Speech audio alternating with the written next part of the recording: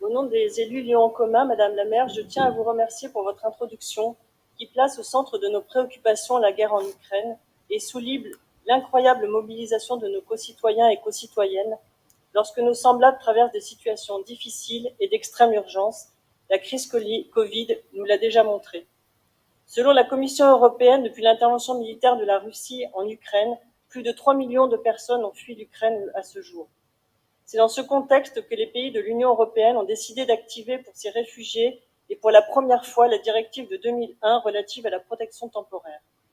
À noter que cette protection temporaire est valable pour 3 ans maximum et peut être révoquée à tout moment par l'Union européenne si elle estime que la situation dans le pays d'origine est redevenue favorable. Avant l'Ukraine, à plusieurs reprises, son activation pour répondre à des crises majeures comme en Afghanistan et en Syrie avait été demandée mais sans succès. En vertu de cette proposition, et je cite là le texte de la directive, les ressortissants ukrainiens et les personnes qui ont fait de l'Ukraine leur lieu de vie et les membres de leur famille déplacés en raison du conflit auront droit à une protection dans toute l'Union européenne.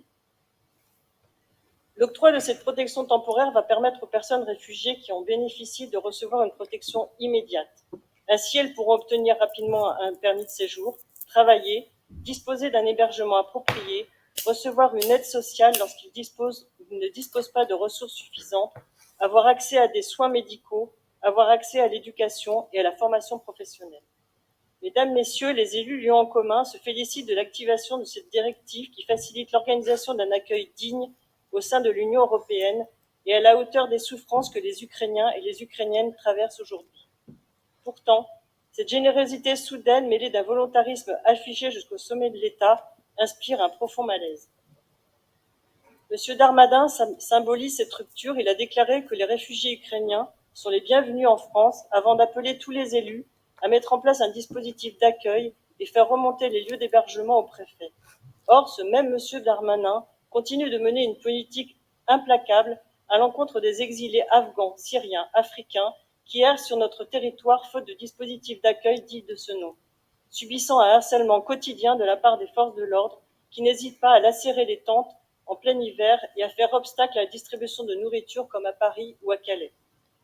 Je tenais d'ailleurs à remercier toutes les associations qui agissent au quotidien sur le territoire, mais aussi tous les collectifs militants qui accompagnent, soutiennent, organisent la vie de tous ces réfugiés et qui pallient ainsi à l'inconséquence de l'État sur le sujet. Pourtant, notre Constitution interdit toute distinction basée sur l'origine, confère son article 1er, et la Convention relative au statut des réfugiés de l'UNHCR prohibe explicitement toute discrimination quant à la race, la religion ou le pays d'origine. Mesdames et messieurs, nous assistons bel et bien à une application discriminatoire d'un droit d'asile censé protéger toute personne, et je cite là encore cette même convention, craignant avec raison d'être persécutés et dont la vie ou la liberté serait menacée. Un tel constat jette une lumière crue sur la déshumanisation teintée d'un racisme à peine voilé subi par les autres, ces autres réfugiés qui fuient des conflits armés en Afrique ou encore au Moyen-Orient. Je voulais donc ce soir m'adresser aux dirigeants de l'Union européenne et à l'État français pour leur dire que nous nous honorions à nous rappeler que ce sont les valeurs que nous défendons qui font que le droit d'asile, le devoir d'accueillir et non l'origine des réfugiés. Le droit d'asile est universel ou n'existe pas.